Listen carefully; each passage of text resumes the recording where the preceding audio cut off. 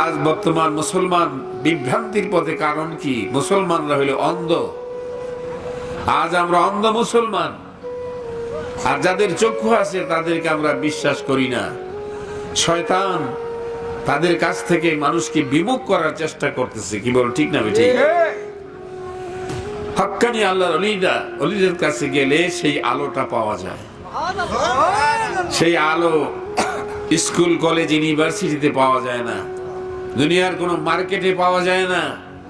সেই আলো পেতে হলে আল্লাহর অলিদের দরবারে যেতে হয়। যেরকম সুবহানাল্লাহ, তাদের সহবতে বসতে হয়। এক জামানা সহবতে বা আউলিয়া, এক জামানা সহবতে বা আউলিয়া, বেতরাজ সদ সালে তাআত বেরিয়া।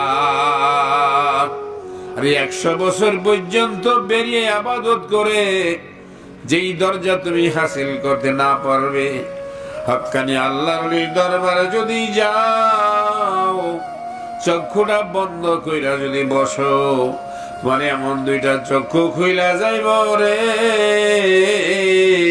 আরে যেই চক্ষু দিয়া আমার নবী দেখা যায়।